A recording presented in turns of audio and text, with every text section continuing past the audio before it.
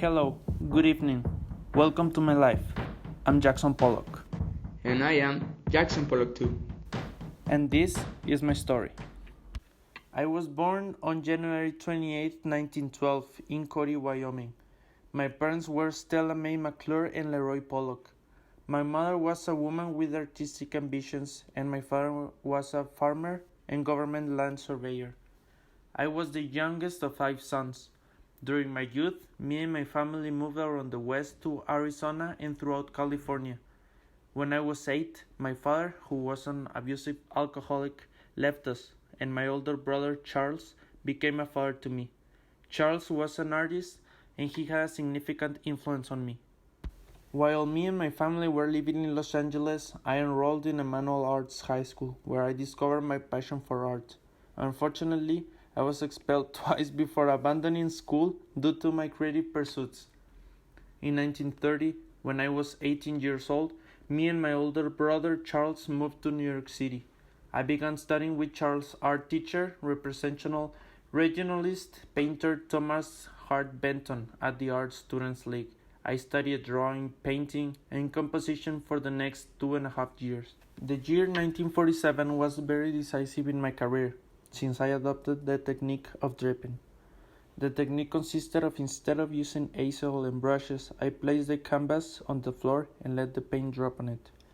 Then I manipulated with sticks or other tools, and sometimes I gave it great consistency by adding sand or glass fragments. My most famous paintings were made during the drip period between 1947 and 1950. Thanks to the support of some critics such as Harold Rosenberg, associated with the works done with the dripping technique, I became one of the most significant artists for abstract expressionism and acting painting. During my life, I met many challenges. The first challenge I needed to overcome was the difficult family situation we went through. With my father's departure, someone needed to play the role of a father.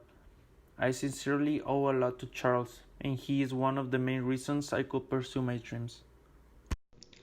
When I lived in LA, I had the influence of Frederick John the Same Brain Squabsky, a painter and illustrator who was also a member of the Theosophical Society, a sect that promoted metaphysical and occult spirituality, who gave me classes at Manual Arts High School, while in 1930, at the Art Students Leagues in New York, the knowledge of my teacher Thomas Hart Benton and the poetically expressionist vision of Albert Pinkham Ryder guided my artwork throughout 1938, which consisted mostly of small landscapes and figurative scenes such as Going West, in which I used motifs derived from photographs of my birthplace at Cody. Going West, 1934-1935. Going West exemplifies many aspects of Pollock's early interests. During the 1930s, he was strongly influenced by the American regionalism of his mentor Thomas Hart Benton. Yet, Going West is characterized by a dark, almost mystical quality similar to another American visionary painter Pollock admired, Albert Pinkham Ryder. The swirling forms which structure the image evoke the emotional intensity of El Greco and Van Gogh. This image of a pioneer journeying west connects Pollock's emerging style to his own origins. While the scene evokes a sort of gothic mystery, it has been suggested that it comes from a family photo of a bridge in Cody, Wyoming, where Pollock was born. My tough and unsettled early life growing up in the American West shaped me into the bullish character people say I became. Later, a series of influences came together to guide me to my mature style. Years spent painting realist murals in the 1930s showed me the power of painting on a large scale. Surrealism suggested ways to describe the unconscious, while Cubism guided my understanding of picture space. In 1937, I began a psychiatric treatment for alcoholism, and I suffered a nervous breakdown in 1938, which caused me to be institutionalized for about 4 months. After these experiences, I became semi-abstract and showed the assimilation of the concepts from modern Spanish artists Pablo Picasso and Juan Miró, as well as the Mexican muralist José Clemente Orozco. Jungian symbolism and the surrealist exploration of the unconscious also influenced my work of the period. Indeed, From 1939 to 1941, I was in treatment by psychoanalysts who used my own drawings in the therapy sessions. Guardians of the Secret, 1943. Guardians of the Secret, often interpreted as a metaphor for the emergence of unconscious impulses into conscious thought, represents a synthesis of Pollock's sources. The artwork has many concepts included when you analyze it as a whole. The imaginary draws on African, Native American, as well as prehistoric art, yet there are also touches of Miro and Picasso. The abstract male and female guardians have been interpreted in many ways, as Northwest Indian totems, Egyptian gods, even as combinations of playing cards and chess pieces wearing African masks. They flank the sides, while along the bottom is a dog representing Anubis, the jackal god of the ancient Egyptian underworld, an African mask, a scarab-like embryo, and a rooster, all lined up like relics across the top. The rooster is a symbol of fertility, but it may also recall the time when Pollock lost the tip of his finger as a child when he put his hand in the way of an axe meant to kill a chicken. In the center of the composition is a tablet, covered in a hieroglyphic inscription of ancient tombs. When the canvas is turned upside down, stick figures in various poses emerge. I would say, as I said when I was still alive, today painters do not have to go to a subject matter outside of themselves. Most modern painters work from a different source. They work from within. And what I mean is that when people see my artwork, I don't expect them to appreciate just lines or a bunch of colors, but to engage in a deeper level with one's psyche and its manifestations, as an imprint of our mind. Mural, also in 1943, is an early tour in Pollock's career, a transition between his easel paintings and his signature drip canvases.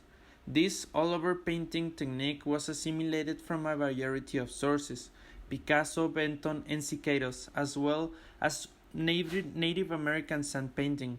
Measuring nearly 8 by 20 feet, this was Pollock's first large-scale work and was commissioned by Peggy Guggenheim's apartment. Although influenced by his earlier work in this format, Pollock struggled to control the composition. He incorporated decorative patterns in thinly brushes to achieve an intimate pattern within the grand scale.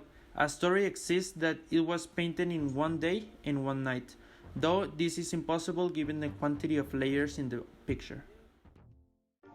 Full Fathom 5 was among the first drip paintings Pollock completed.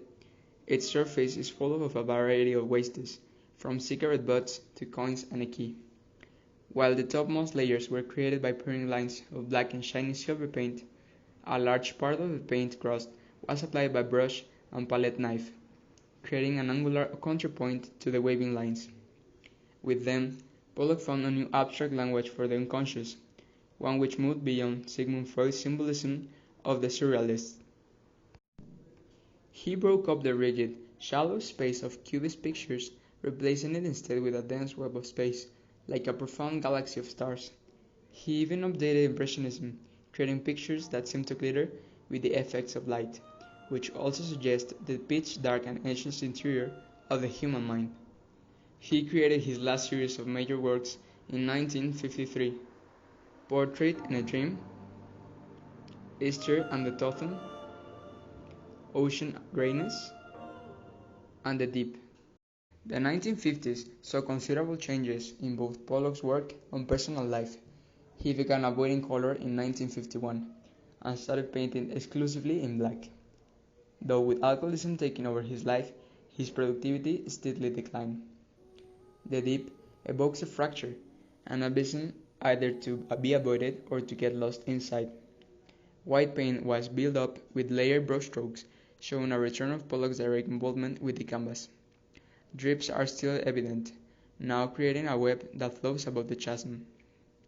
Pollock was clearly looking for a new approach, an image to create, desperate to break away from his signature style. Though his production declined and his health got worse after 1953, he did produce important paintings such as White Light and Scent. In his last years, he died in an automobile accident in the summer of 1956. So, That's all for today. Thank you for your attention. Hope you like it. And just a friendly reminder from your friend Jackson Pollock. If you drink, please don't drive. See you next time, folks.